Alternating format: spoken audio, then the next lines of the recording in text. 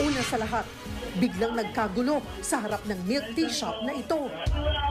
Isang binatilyo ang dumating at nanapak ng nakatambay na estudyante. Pati ang isang sumita sa nanapak, pinagbalingan.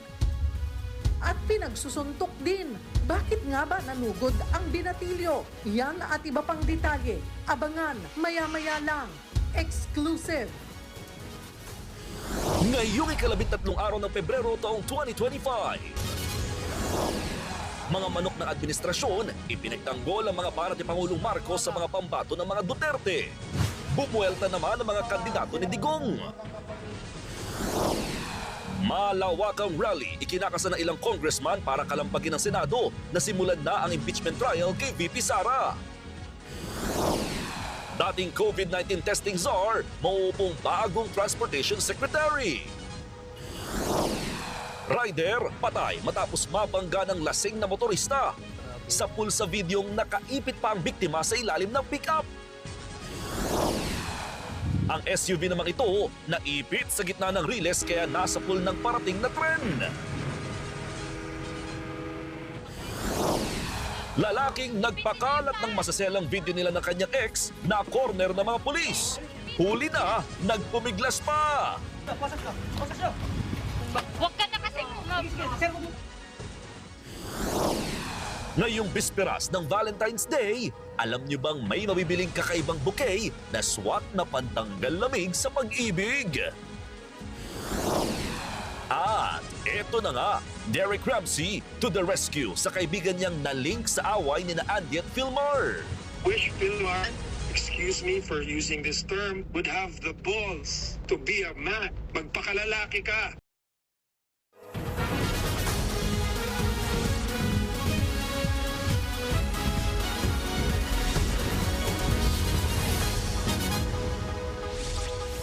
Pinagsasaksak sa computer shop ang isang lalaki sa Cebu City. Ang sospek ang kanyang kaibigan nakalalaya lang sa kulungan. Punot dulo ng krimen ang umano'y pagtatraidor. Nasa frontline balitang yan ang aming Visayas correspondent na si John Aroa. Pasado alas 11 ng gabi nitong Lunes, naglalaro sa computer shop sa barangay San Nicolas, Cebu City ang 20 anyos sa Dane Angelo de Pedro. Maya-maya biglang sumulpot ang kaibigan niyang si Alan Impis sa kapinagsasaksak sa de Pedro. Tumakas ang suspect, hindi na siya nahabol ng biktima. Isinugod sa ospital si de Pedro matapos magtamo ng 3 saksak sa likod. Sa kabila niyan, ligtas siya at kasulukuyan ng nagpapagaling sa kanilang bahay. Nahuli naman sa follow-up operation ang 28 anyos na suspect. Na-recover din sa kanya ang ginamit na kutsilyo sa krimen. Lumalabas na bagong laya lang si Impis noong araw na yun dahil sa kasong illegal gambling. Inakala raw niya na police asset sa de Pedro na siya nagpakulong sa kanya. Sa pag-aakalang binackstab siya ng kanyang kaibigan, literal niya namang sinaksak sa likod ang biktima. Inamin din ng suspect na nakadroga siya ng gawin ng krimen. Humihingi ako ng tawad sa kanya. Nabigla lang ako. Eksklusibo namang nakapanayam ng News 5 ang biktima. Itinanggi niyang asset siya ng mga pulis. Hindi yan totoo na ako ang nagpahuli sa kanya. Mabuti po akong tao sa kanya. Maayos din ang aking pakikitungo bilang kaibigan. Balik kulungan ngayon ang suspect. Maharap siya sa reklamong frustrated murder. Nagbabalita mula sa frontline, John Arua, News 5. Timbog ang magpinsang hold-upper sa Caloocan. Ginagawa raw nila yan dahil wala silang mahanap na trabaho. Nasa frontline ang balitang yan, si Dave Abuel. Madaling araw nitong Biyernes nang mahagip sa CCTV ang riding in tandem na yan. Napalingalinga habang nakahinto sa kanto ng General Tirona Street at EDSA sa Caloocan City. Di kalayuan sa kanila ang isang lalaking nakaupo at nagsiselfone sa may bangketa. Pero maya-maya, bumuelo ang mga nakamotor. Saka biglang lumapit at sinubukang hablutin ang cellphone ng lalaki. Bigo silang maagaw ang cellphone, kaya humarurot na lang sila palayo.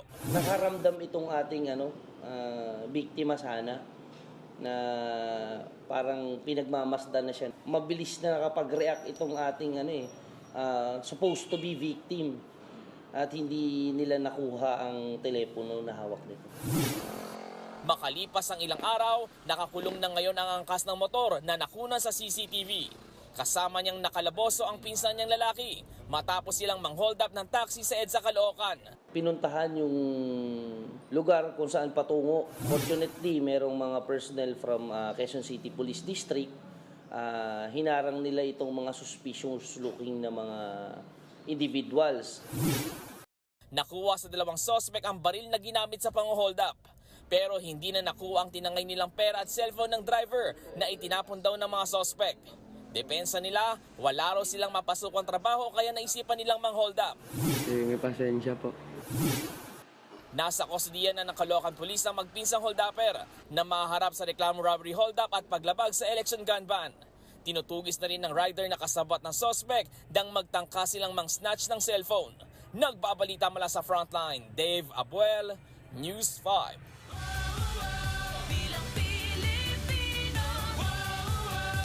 Paspasa na ang verification o pagsusuri ng mga balotang gagamitin sa Bilang Pilipino 2025. Posibleng pumalo ng hanggang 2 milyon kada araw ang mabe-verify para umabot sa April 14 deadline ng ballot printing.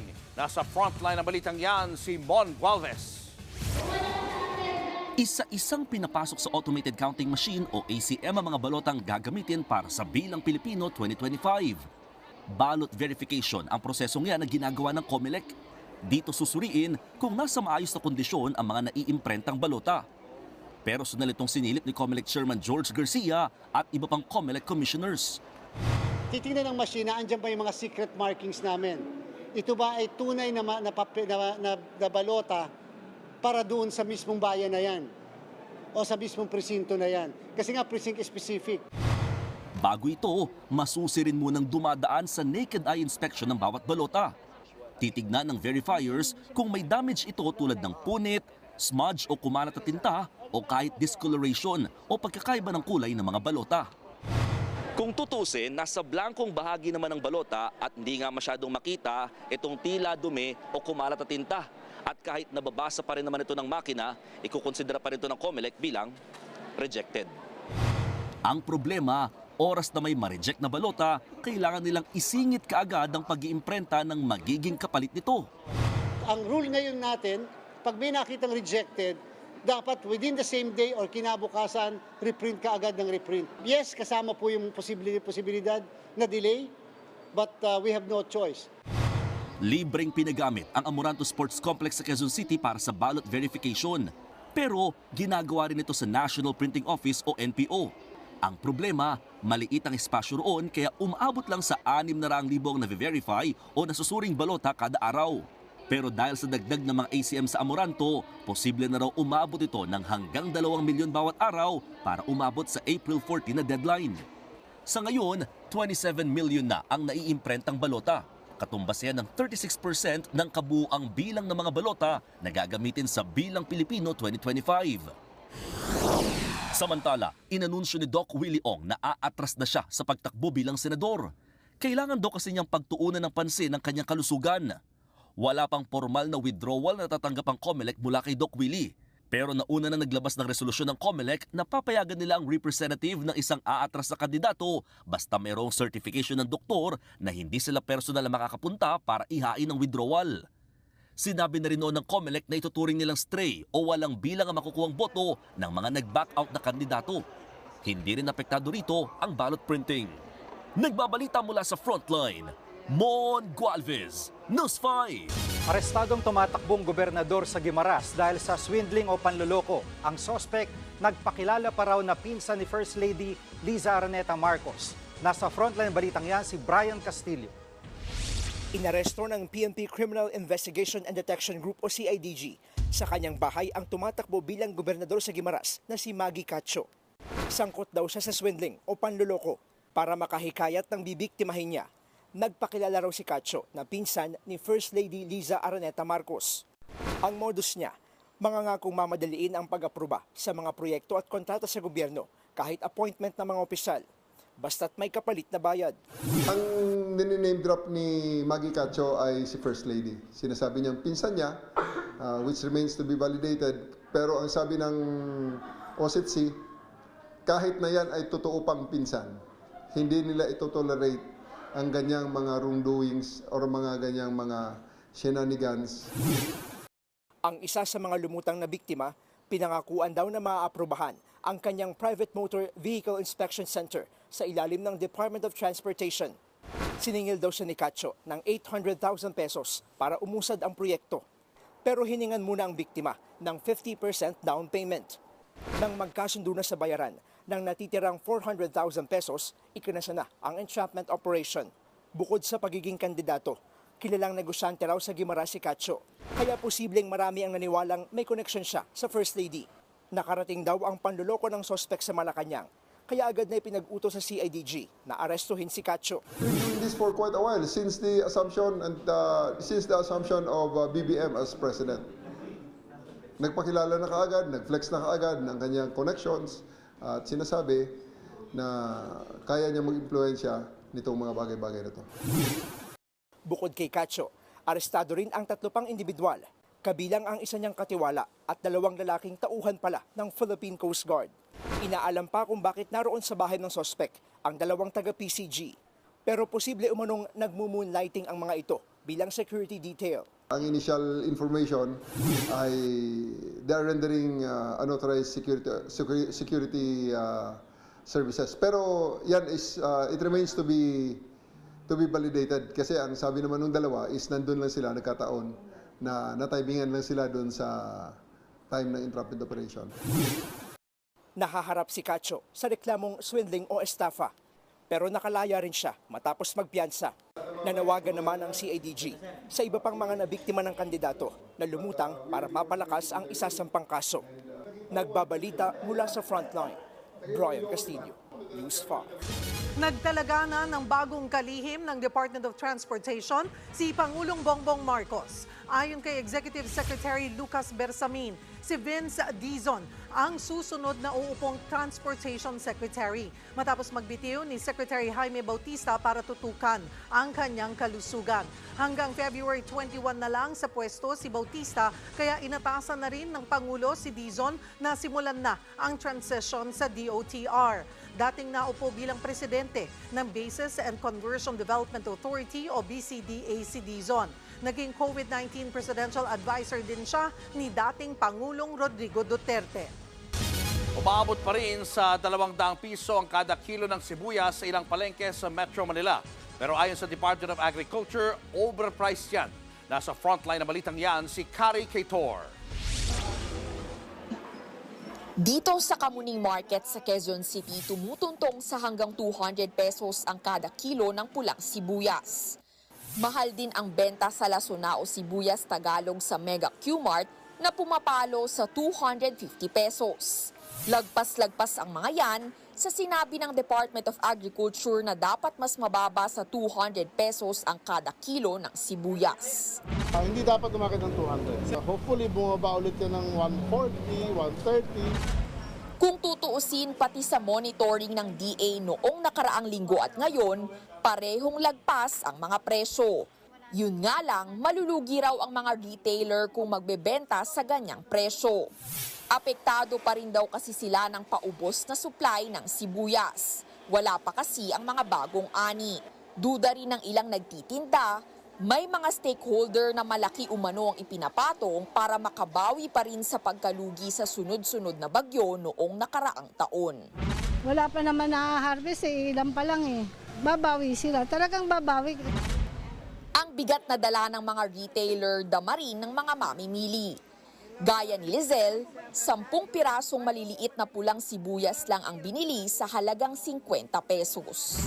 Kaya yun lang kaya ang budget, hindi kaya ng 1 kilo. Inaasahan ng DA na makakatulong sa pagpapababa ng presyo ang pagdating ng nasa 4,000 metric tons ng imported na sibuyas sa Marso. May pakiusap din ang kagawaran sa mga magsisibuyas kaugnay ng kanilang mga inaani. Yung maunang salya ng harvest, pwede i-diretso na sa market yung onions na yon at huwag i-storage. Kasi pag storage yan, ibig sabihin, baka hindi bumaba ang presyo. Nagbabalita mula sa Frontline, Kari Kaitor, News 5. Kalabosong isang lalaki sa buy-bust operation sa Angono, Rizal. Nagkunwaring buyer ang ilang miyembro ng pulisya. Nang magkaabutan na ng bayad, dinampot na ang sospek na kinilalang si alias Speed. 38 anyos. Nakuha sa kanyang 130 gramo ng shabu na halos 900,000 piso ang halaga at marked money. Ayon sa mga pulis, dati nang nakulong ang suspect dahil di sa droga noong 2023. Kilala raw itong tulak ng droga sa Angono, Taytay at Binangonan. Tumanggi siyang magbigay ng pahayag. Hindi lahat ng in a relationship happy. Base po yan sa survey ng Social Weather Stations o SWS. Ang bilang daw ng mga Pilipinong masaya sa kanilang love life abay sumadsad sa record low. Nasa frontline ng balitang yan, si Faith Del Mundo. Anong estado ng iyong puso ngayong magva-Valentine's Day? Merong nagmahal, kinasal, nakipaghiwalay, at hindi na muling umibig pa. Relate na relate dyan si Mary Ann Tolentino. Dati masakit, nasasanay ka na rin. Kamusta yung love life, di ba? Wala, hindi na ako kasi nag-focus na ako sa anak ko eh. Ito namang si Ismael Bondok, no girlfriend since birth. Nabasted noon, kaya nag-focus na lang daw sa career at sa kanyang asong si Tinky. Mahirap masaktan. Tsaka mapag-iwan. Sakit ko, magiging masaya ako nakasama. Buti sila, masaya kahit walang love life.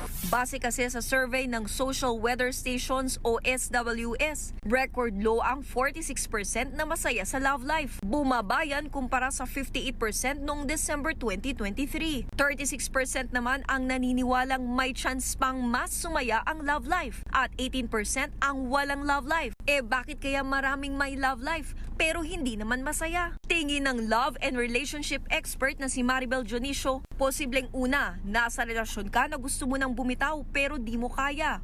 O pangalawa, mabilis ka namang bumitaw. Giving up or changing or giving up or getting out of the marriage is actually getting younger over the past years. Yung destination natin ng true love, kasi naman lang naman ang gusto natin eh.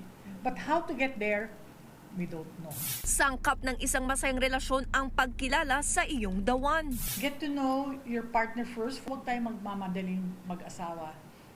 Alam ko marami dyan sa records ng mga 1 year lang nag-aasawa na kasi sabi nila 40 na raw sila or 50 sa ako regardless of age. Pero hindi yan nagtatapos dyan dahil dapat ikaw mismo walang excess baggage. Nagbabalita mula sa Frontline, Faith Del Mundo, News 5.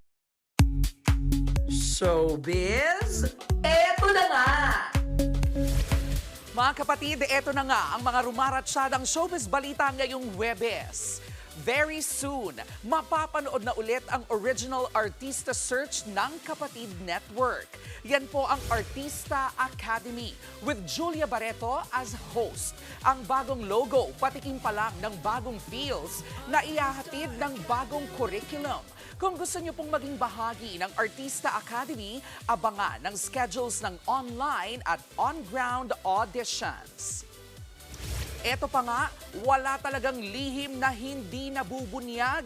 At sa lalong umiinit na mga eksena sa Batang Quiapo, nagngingit-ngit si Ramon matapos mabisto ang pagpapanggap ni David bilang si Tanggol. Nasa frontline na balitang yan, si MJ Marfor.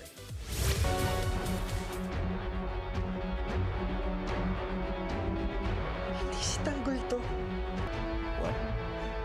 Si David to. Bistado na ang pagpapanggap. Alam na ni Ramon, played by Christopher De Leon, na hindi si Tanggol ang inakala niyang anak na si McCoy De Leon aka David. Yan ang biggest reveal sa lalo pang umiinit na mga eksena sa Batang Quiapo. Hinala ni Marites, kagagawan ni Olga ang lahat. Pinagpanggap ni Olga si David para makuha ang yaman ng mga kabalyero at mapatay si Ramon. Dito na na-realize ni Ramon na si David ang nagtangkang pumatay sa kanya. Devastated naman si Ramon na nagpalaki raw siya ng ahas sa kanyang pamamahay. Sinabi na rin ni Ramon kay Don Facundo na hindi nito tunay na apo si David. Kaya si David dali-daling tumakas. Mahuli kaya siya ni na Ramon? Magkakaharap na nga ba si na Ramon at ang tunay na Tanggol? Ang mga sagot, abangan mamaya sa Batang Quiapo, 8 p.m. pagkatapos ng lumuhod ka sa lupa. Nagbabalita mula sa Frontline, MJ Marfori, News 5. Susunod, News 5 exclusive. Panunugod at panunutok ng isang binatilyo sa dalawang estudyante sa pool sa CCTV. Rider patay matapos masagasaan ng pickup. Mga kandidatong Maka Marcos at Maka Duterte, kanya-kanyang batuhan ng patutsada. At Derek Ramsey, hinamon si Philmar Alipayo. Kaibigan ko na kaibigan mo rin na matalik, sinaktan mo, hindi ka man lang mag-apologize. Abangan ang lahat ng yan sa pagbabalik ng Frontline Pilipinas.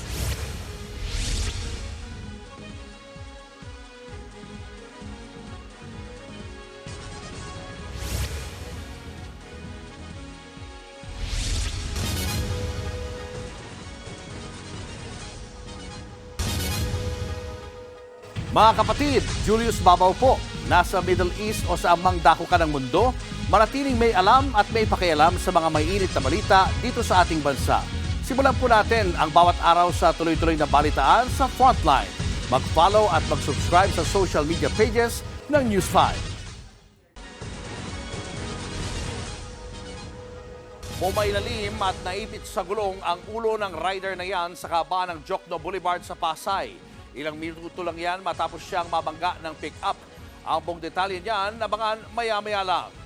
Tadtad ng saksak ng ice pick ang isang lalaki sa Taytay Rizal. Ang gumawa niya ng kapitbahay niyang sawa na raw sa pambubuli ng biktima.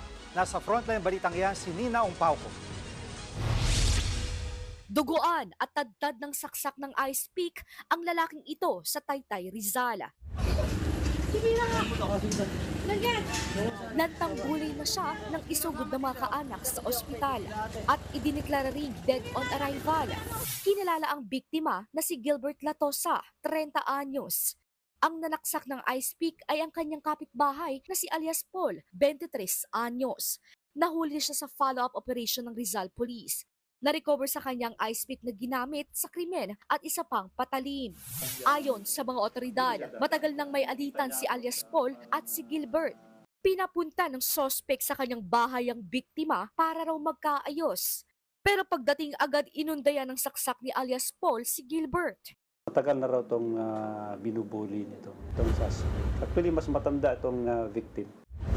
Ayon sa sospek, bukod sa pambubuli, nagbanta raw sa kanya ang biktima. Pati na rin po sa pamilya namin, nagiging banta na rin po yung ginagawa niya. Parang pag tinuloy ko po yung pagpa-blatter ko po sa kanya, sasaktan niya po yung isa sa amin o kaya higit pa sa isa po.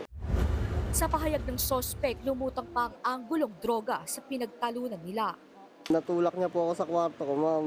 Kasi sabi niya po, 70 lang yung pera. Magbabayad po daw ako sa kanya. 70 lang po yung pera ko noon. Oh, tapos magkano ba dapat? 100 po. 100. Ako lang ka ng 30 pesos. Opo. Nakaburol na ngayon ang biktima. Pinasinungalingan naman ng kanyang partner ang mga aligasyon ng sospek.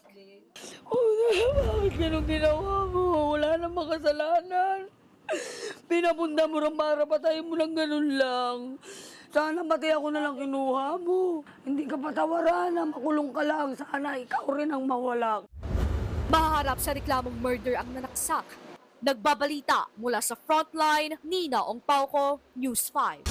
Dead on the spot ang isang rider na si Q matapos mabangga ng isang pickup sa Pasay City. Naipit pa ang ulo ng biktima sa gulong. Nasa Frontline ng balitang yan, si Hannibal Talete. Nakabulagta at nakaipit sa gulong ang ulo. Ganyan ang kawaawang sinapit ng isang motorcycle rider na napangga ng pick-up sa Jokno Boulevard sa Pasay City. Dead on the spot ang rider na isa ring security guard. Base sa investigasyon, magkasabay na lumiko sa intersection ang pick-up at motorsiklo. Galing sila ng Bishore. Pakanan sila ng Jokno Boulevard. Apan sabay silang maggugo eh. So, nagkaroon ng impact. Pumatong yung gulong ng harapan ng Hilux doon sa tao. Pero naniniwala raw ang pamilya ng biktima na hindi aksidente ang nangyari. Ngayon sa mga naka-witness, nung binangga si Papa, sinubukan niya pang tumayo. Tapos pigilan yung pick-up. Pero tinuluyan niya patayin. Nakita namin yung suspect, lasing na lasing siya. Agad inaresto ang driver ng pick-up. Pansamantala namang nakalaya ang driver matapos makapagpiyansa. Nangangamba ang magkapatid na maimpluwensya ang nakabangga sa kanilang ama. Nakikiusap po kami na mabigyan kami ng abogado para maipaglaban namin yung hustisya ng aming tatay. Kalunos-lunos ang sinapit po ng aming tatay at hindi makatarunan. Sinampahan na ang pick-up driver ng reklamong reckless imprudence, resulting in homicide at driving under the influence of liquor. Nagbabalita mula sa frontline, Hannibal Talete, News 5.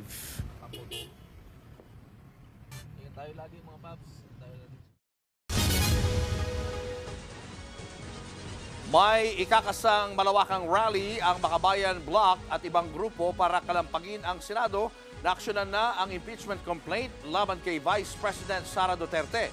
Nasa frontline ng balitang yan si Marian Enriquez.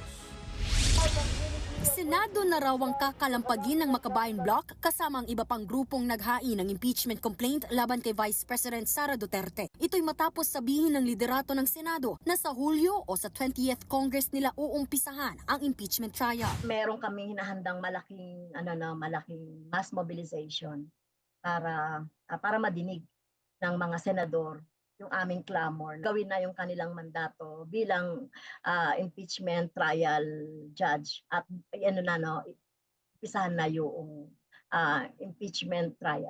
Ganyan din ang panawagan ng grupong Bayan Muna. Giit nila, sa ilalim ng saligang batas, dapat ay agad na mag-umpisa ang paglilitis ng Senado. Wala raw legal basis kung sobra itong patatagalin. Ganito rin ang sentimiento ng ilang House leaders. Bagamat ginagalang naman daw nila ang desisyon ng Senado, pero sana naman dapat makinig din po siguro sila sa pulso ng nakakarami. Pero sabi ko nga, mahirap naman na pangimasukan yung bagay na yun. Sa ngayon, nakadalawang pulong na ang prosecution team at mismong si House Speaker Martin Romualdez bumisita raw sa pulong nila kahapon bilang suporta. Dumaan lang sa saglit. Siguro, parang words of encouragement na this is the road we are going into. Na we have to stay true to what we voted upon. When you say immediate, dapat agaran, yun yung forthwith. So in my opinion that's what should be done. Giit ng mga kongresista, isang conviction lang sa 7 articles of impeachment na inihain nila, mapapatalsik na si VP Sara. Ang pinakaunang article, ang umano'y assassination threat ng bise kina Pangulong Bongbong Marcos, First Lady Liza at Speaker Romualdez. Nagbabalita mula sa frontline, Marian Enriquez, News 5.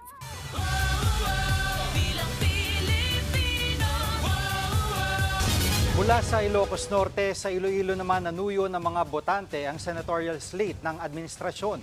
Pinagtanggol nila mga banat ni Pangulong Bongbong Marcos sa mga pambato ng mga Duterte. Nasa frontline balitang yan si Rainiel Pawi. Isang araw bago ang Valentine's Day, ang malalambing na Ilonggo ang niligawan ng Alyansa para sa Bagong Pilipinas. Sa isang press con bago ang campaign rally, 8 sa 12 senatorial candidates ang sumama.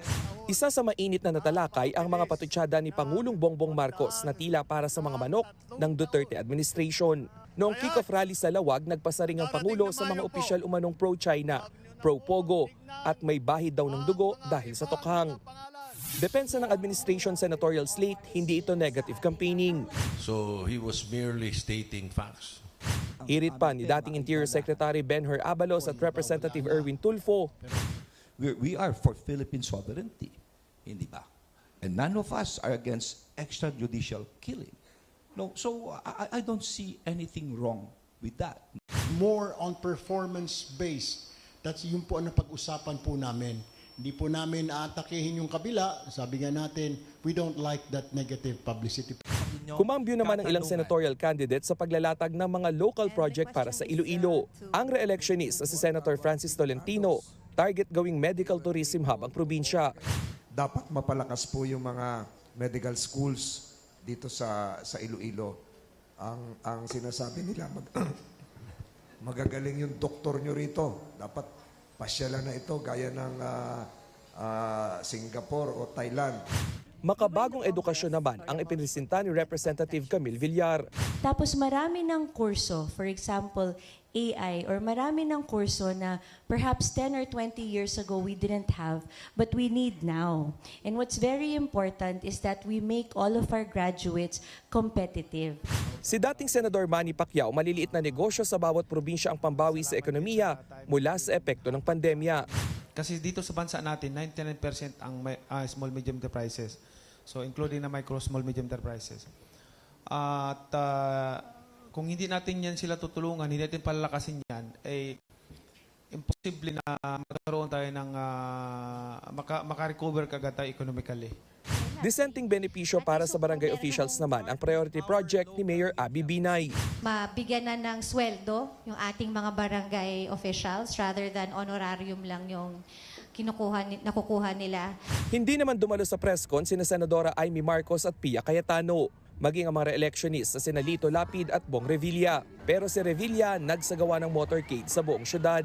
Hindi man sumayaw, may depensa naman siya sa mga nagsasabing budots lang daw ang ambag niya sa Senado. Out of 2,000 na na-file ko, 343 batas na ngayon. Yun, nagbudot si Bong Revilla sa Senado. Kaya ayos yan, kaya magbudot sa tayong lahat. Target ng koalisyon na malandslide ang boto ng higit 1.6 million Ilonggo voters. Nagbabalita mula sa Frontline, Rainiel Pawid, News 5. Nababagalan si Senator Raffy Tulfo sa pagde-deport ng foreign POGO workers sa gitna ng umiiral na POGO ban. Base kasi sa datos ng PAGCOR, nasa 10% pa lang ng mga dayuhang ito ang napaalis ng bansa. Nasa frontline ng balitang yan, si Mayan Los Baños. Simula nang pumasok ang 2025, burado na ang POGO sa bansa. Yun nga lang, medyo makupa daw ang pagpapadeport sa mga dayuhang sangkot sa POGO. Base sa report ng Philippine Amusement and Gaming Corporation o PAGCOR, sa 30,144 na foreign POGO workers, 3,024 pa lang ang na-deport. Si Senator Raffy Tulfo naaalarma sa numerong yan. Baka naman daw sinasadyang bagalan ang proseso sa pagpapadeport. Kine-question ko yung bagal ng sistema di ba?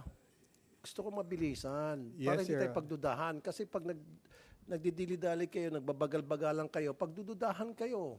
Yes, o sir. kalahati pa lang nadideport, January 8 pa, baka nag-aantay na ng pang-areglo. Pag-ilinaw naman ng Bureau of Immigration sa mahigit 30,000 na foreign POGO workers, lagpas 22,000 na ang napadeport natin noon pang December 31, 2024. Dagdag pa ng BI, nakakabagal ng deportation ang mga pagkumpleto ng mga requirement gaya ng passport and BI clearance at plane ticket. Ang challenge ho namin is yung passport. Yung nung mga nahuli ho kasi, wala yung passport. So we have requested from the embassy for their travel documents.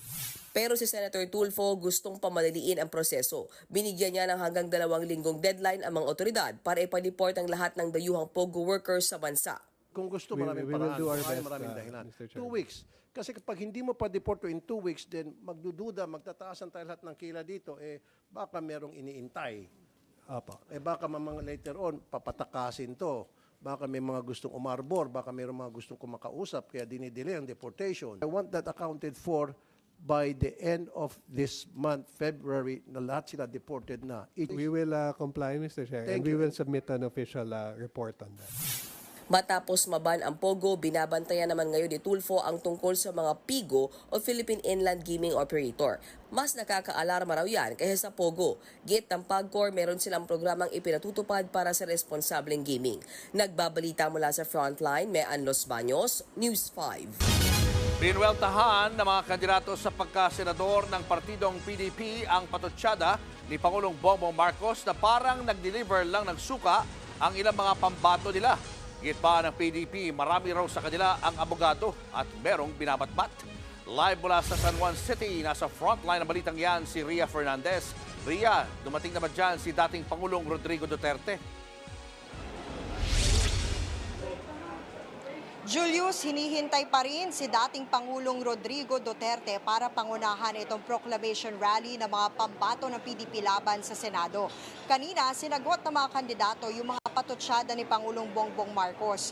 Mas lumutang pa ang hidwaang Duterte Marcos dahil dito sa Club Filipino na kilalang bulwagan ng maraming pagtitipon ng Liberal Party, idinaos ang event. Hindi raw nila kayang tapatan ng puwersa at makinarya ng Administrasyong Marcos. Kaya ngayon palang nagsagawa ng proclamation rally ang PDP para sa mga pambato nila sa pagkasenador. Siyam na ang kanilang kandidato matapos i-adopt si dating Executive Secretary Vic Rodriguez na ngayon kritiko ng Administrasyong Marcos. Sa paglatag ng mga plataporma, hindi nila pinalampas ang patutsada ni Pangulong Bongbong Marcos na parang pinag-deliver lang daw ng suka ang ibang kandidato. Napakasakit po pakinggan na kami daw, yung aming team sa PDP, ay parang nagbibinta lang na ng suka, tapos binigyan ng COC. Anong tingin nyo kaya ito ni Himlo? Abogado yan! Ang suka ang kalaban ng tanso. Ang suka ang kalaban ng pekeng ginto. May diploma ho ako at nakapagtapos ako ng kolehiyo. Alam natin kung bakit napakataas ng pangunahing bilihin sa ating bansa. Yung hindi kumakain ng suka, hindi nila alam yun. Hindi nila alam. Sapagkat karamihan sa kanila ay involved sa korupsyon.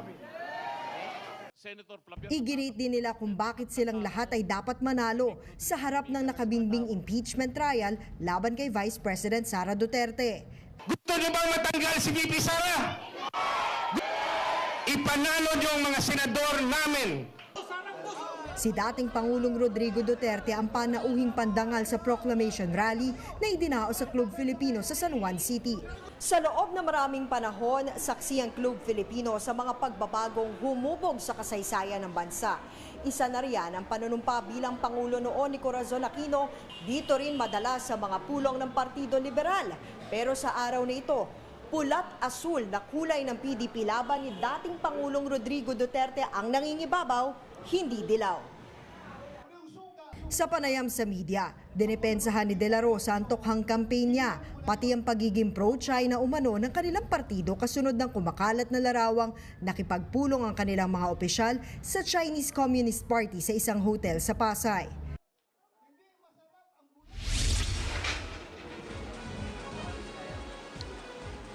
Julius, magsisimula ang programa pagdating ni Duterte. Magsasalita lang saglit ang kanyang anak na si Davao City Mayor Sebastian Duterte o Baste Duterte na tumatayo ring Executive Vice President ng partido bago niya formal na ipakilala at itaas ang kamay ng mga manok niya sa Senado. Julius? Maraming salamat, Ria Fernandez. Ang mahal na magmahal ngayon. Ang presyo ng bouquet ng bulaklak abay higit doble na. Live mula sa Dangwa sa Maynila, nasa frontline ng balitang yan si Gio Robles. Gio, marami pa rin bang bumibili kahit mahal na ang presyo ng bulaklak? Cheryl, nagtaas na nga ang presyo ng mga bulaklak ngayong bisperas ng Valentine's pero mukhang hindi naman problema ang budget ng marami nating kapatid na nagmamahal dahil dagsa ang mga tao ngayon dito sa Dangwa, sa tapat nga ng flower shop na kinatatayuan ko, Cheryl, kung makikita mo, iba't ibang laki at disenyo ng mga bouquet nila rito. Marami kang pagpipilian. Depende sa tinitibok ng iyong puso. Simula kaninang umaga, hindi na uubusan ng customers ang hile-hilerang tindahan ng mga bulaklak dito sa Dangwa. Pero abiso sa mga mamimili, inaasahang tataas pa ang presyo ng mga bulaklak bukas sa mismong araw ng mga puso. Ayon sa ilang nagtitinda dahil ito sa pagtaas ng demand at presyo ng kanilang mga supplier. Iba sa mga patok na mga Ecuador o isa sa mga patok ang Ecuadorian roses. 250 pesos na ang kada stem niyan. Nung nakaraang linggo, 150 pesos lang yan. Higit naman ang iminahal kapag 2 dosena, 10,000 pesos na yan. Ang tulips na 90 pesos ang peraso noon, naabot na ng 120 pesos ngayon. 2,000 pesos naman kung 1 dosena. Sa bouquet, 200 pesos ang pinakamura, habang 5,000 pesos ang pinakamahal. Depende sa laki, disenyo at assorted flowers. Kung ayaw ng bulaklak, pwedeng magpa-customize ng bouquet sa halagang 1,000 pesos. Ito, perfect sa mga nilalamig ang relasyon ako. Literal, nagawa sa pampatanggal lamig dahil hitik sa mga liniment at medicated oil. Ito namang para sa mga sobrang Latina, monyeka, gorgeous at mga kikay, bouquet na kumpleto sa lipstick at mga pampaganda. Kung ang iba may pagbibigyan ng bouquet, ang mga magkaklase na ito na nakilala naman namin kanina, bumili ng bulaklak para ibigay sa kanilang sarili. Self-love, ika nga. Ito kasing sina Veronica at Natalie, fresh from a tough breakup daw pala. Yes, mahalin mo muna sarili mo bago iba kasi naniniwala ako na you should give some love to yourself muna before like giving sa iba. Hindi naman po kailangan na maging in a relationship ka po para bumili ka po ng bulaklak. Naniniwala naman po ako na kayang-kaya nyo naman po bumili sa sarili nyo and para na rin po sa pamilya nyo.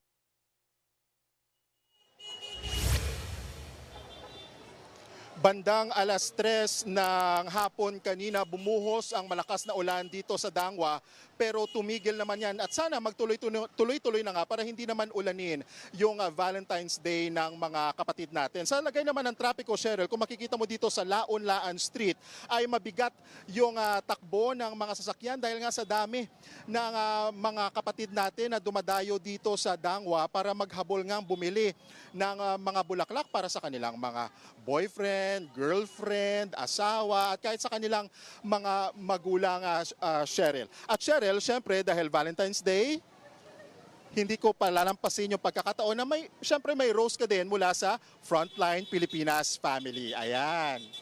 Happy Valentine's Day, Cheryl. Balik sa'yo. Maraming salamat, kaya lang parang nag-shrink na yung dumating sa akin. Thank you. Maraming salamat, Gio Robles. Showbiz, eto na nga! Mga kapatid, eto na nga. Ipinagtanggol ni Derek Ramsey si Pernilia Hsu, ang dayuhang kaibigan niya na nadamay sa issue ni na Andy Eigenman at Filmar Alipayo.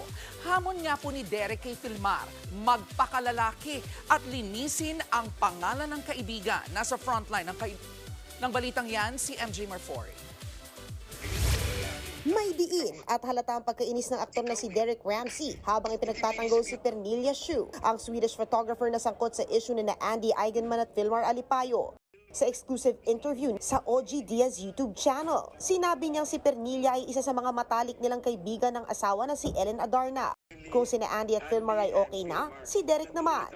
Hindi ako okay. Kasama ako dun sa kayo. Kasi yung kaibigan ko na kaibigan mo rin na matalik, sinaktan mo, hindi ka man lang mag-apologize. So why don't you have the decency and show some respect to Pernilia and clear her name? Paglilinaw ni Derek, hindi niya ini-invalidate ang feelings ni Andy kung pakiramdam ng aktres ay nabetray siya ni Pernilia.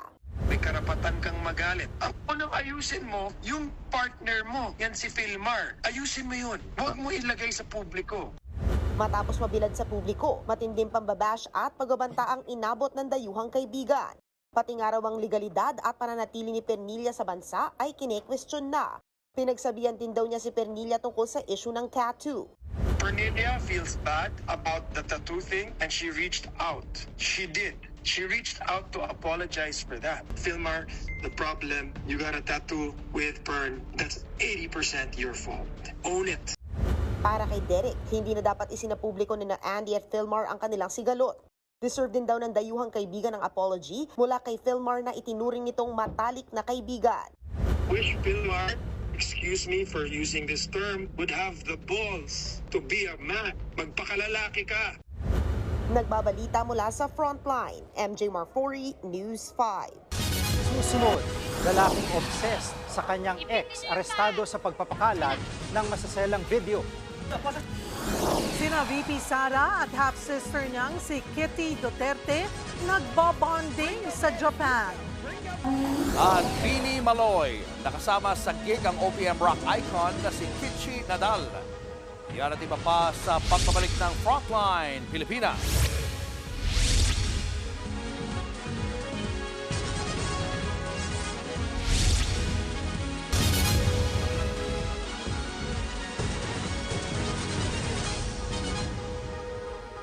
Mga kapatid, Julius Babaw po, nasa Middle East o saan mang dako ka ng mundo, manatiling may alam at may pakialam sa mga mainit na balita dito sa ating bansa. Simulan po natin ang bawat araw sa tuloy-tuloy na balitaan sa Frontline. Mag-follow at mag-subscribe sa social media pages ng News 5. Nagpupumiglas ang isang lalaki nang hulihin dahil sa pangingikil sa kanyang ex-girlfriend. Obseso manong sospek sa dating nobya at di niya matanggap na hiniwalay na siya nito. Nasa frontline ng balitang yan si Brian Castillo. Pilit nagpupumiglas ang lalaking yan nang arestuhin ng mga pulis sa kanyang bahay sa Tarlac City nitong Martes. Huwag ka na kasing Umabot pa sa puntong halos magpambuno na ang mga pulis at ang sospek. Magre-resist ka pa talaga. Ipitin niyo yung paa. Ipitin niyo. Sa huli, nagtagumpay naman ang mga otoridad at nahuli ang sospek na sangkot sa umunoy pambablackmail at panghaharas. Nagpakalat daw ang sospek nang masiselang video nila ng kanyang ex-girlfriend. Hindi niya matanggap na nakipaghiwalay ito sa kanya at nakipagbalikan sa tunay na asawa. 1 year sila nag-live-in and then after that, nagkaroon sila ng mga intimate moments na recorded sa mga CCTVs na dun mismo sa bahay kung saan sila nakatira. Those recorded na mga video sa CCTV ang ginamit ng suspect. Nagsimula raw ang panggigipit ng sospek sa kanyang ex noong pang Enero, kaya nagpasaklolo na ang biktima sa mga pulis. Wala pang pahayag ang sospek, pero ayon sa mga pulis, nagawa nito ang krimen dahil sa labis na pagkahumaling sa dating karelasyon. Naging obsessed yung suspect. Since na-obsessed po siya, ayaw niya po na makita na may kasamang ibang lalaki itong victim. Mahaharap ang sospek sa reklamong grave coercion at robbery with intimidation at paglabag sa Anti-Violence Against Women and Their Children, gayon din sa Anti-Voyeurism Act. Nagbabalita mula sa Frontline, Brian Castillo, News 5. Makakasama natin muli para maghatid ng latest sports updates si Alas Pilipinas star Ea Laure. Welcome back, Ea. Thank you, Julius. Lumipad na pa Doha, Qatar ang Gilas Pilipinas para sa sasalihan nilang pocket tournament. Kumpiyansa raw ang Gilas na maganda ang resulta na makukuha nila at napaganda raw ang Gilas ng kanilang chemistry sa pagsasama nila sa 2-day training camp nila sa Laguna. Yan ay kahit pa may iniindang injury ang ilang players gaya nila Justin Brownlee, Dwight Ramos at Troy Rosario. Malaking dagok din sa Gilas ang pagkawala ni Kai Soto na kasalukuyang nagpapagaling din mula sa injury. Pero willing to step up naman daw ang iba pang players. Pagkatapos ng pocket tournament, diretso ang Gilas sa FIBA Asia Cup qualifiers kung saan makakalaban nila ang Chinese Taipei at powerhouse New Zealand. Huwag kayong aalis sa sports news, tayo mamaya. Susunod, estudyante ang papasok sa eskwelahan, pinagtulungang bugbugin ng mga kapwa niya estudyante. At sa pool sa video, SUV na naipit sa riles nasa pulpa ng tren. Tutok lang mga kapatid, magbabalik pa ang Frontline Pilipinas.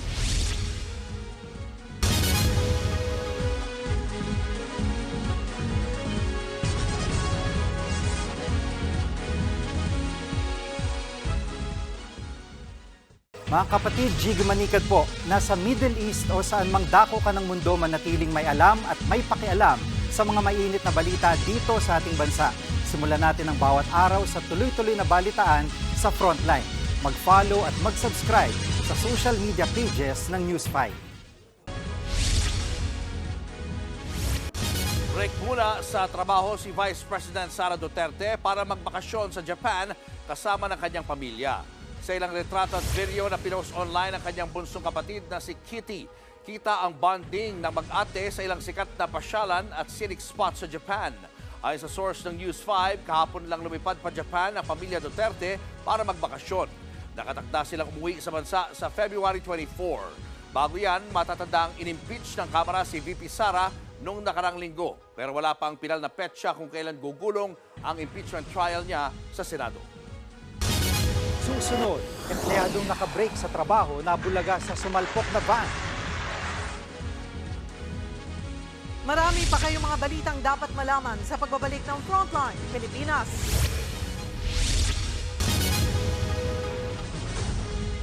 Mga kapatid, Jiggy Manikad po, nasa Middle East o saan mang dako ka ng mundo manatiling may alam at may pakialam sa mga mainit na balita dito sa ating bansa. Simulan natin ang bawat araw sa tuloy-tuloy na balitaan sa Frontline. Mag-follow at mag-subscribe sa social media pages ng News 5. Sa pool sa video ang pagbangga ng tren sa isang SUV sa Utah sa Amerika. Tinamaan ng tren ang nguso ng sasakyan. Sa tindi ng impact, tumilapon ang bahagi ng harapang ng SUV. Bumagsak din ang isang poste. At kumusta naman kaya ang driver? Balikan natin ang kuha ng CCTV bago ang aksidente. Makikitang lumagpas sa riles ang SUV. Nagdesisyon ng driver na umatras pero nakalawit ang nguso. Agad-agad bumaba ang driver at naglakad palayo hanggang sa mahagip ng tren ang sasakyan. Nakaligtas siya pero matindi ang sira ng kanyang SUV. Wala namang nasaktan.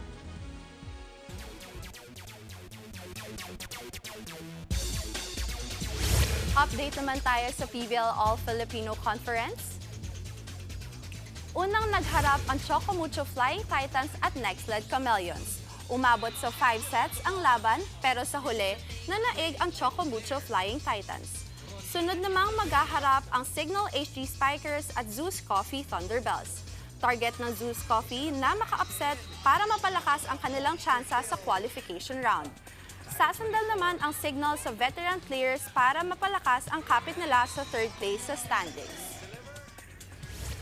At yan ang mga frontline news sa sports ngayong Thursday. Ako po si Ea Laure. Susunod, lalaking naka-yossi brake na gulangtang sa pagbangga ng isang sasakyan. Tuloy-tuloy pa ang makabuluhang balitaan sa pagbabalik ng Frontline Pilipinas.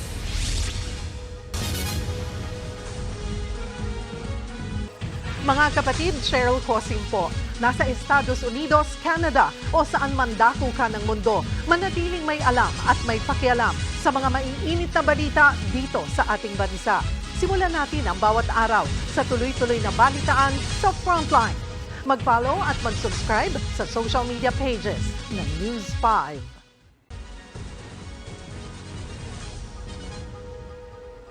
Pinabulaanan ng palasyo na may napipintong balasahan sa ilang miyembro ng gabinete ni Pangulong Bongbong Marcos. Paglilinaw ni Executive Secretary Lucas Bersamin, hindi totoo ang bali-balitang pinag-resign ng Pangulo si Transportation Secretary Jaime Bautista matapos i-appoint na kapalit niya si dating COVID-19 advisor Vince Dizon. Nag-usap daw sina Bautista at PBBM at tinanggap nito ang desisyon ng kalihim na mag-resign para unahin ang kanyang kalusugan. Hindi rin daw totoo ang umuugong na balitang papalitan din sina DICT Secretary Ivan Uy pati si Presidential Communications Office Acting Secretary Cesar Chavez na naka-leave ngayon. Well, I do not know yet kung how true they are or if there is any basis, but usually speculations are always there. Hindi naman namin pwedeng sabihin sa inyo until na nangyari na yan because, we do not have compelling reasons. Panira ng moment ng isang trabahador ng factory sa Hong Kong ang isang biglaang disgrasya. Panoorin po natin ang video.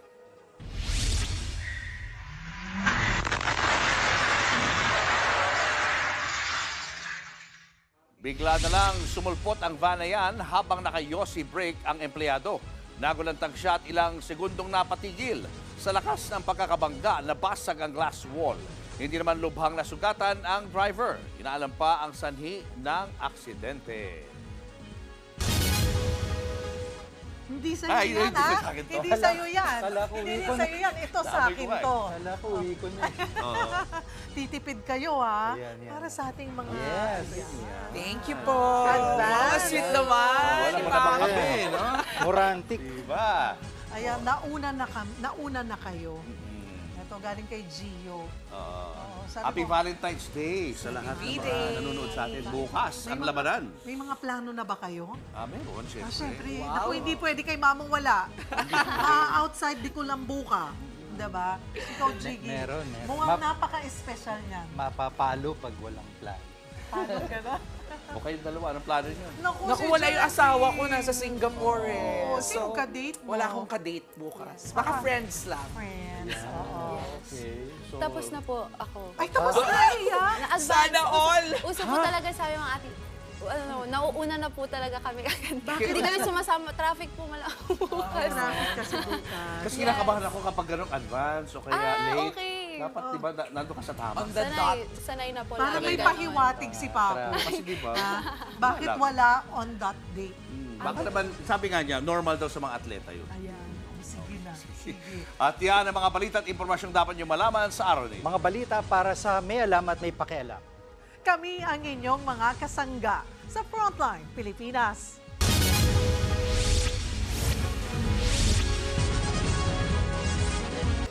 Mga kapatid, Cheryl Cosim po. Nasa Estados Unidos, Canada o saan man dako ka ng mundo, manatiling may alam at may pakialam sa mga maiinit na balita dito sa ating bansa. Simulan natin ang bawat araw sa tuloy-tuloy na balitaan sa Frontline. Mag-follow at mag-subscribe sa social media pages ng News 5.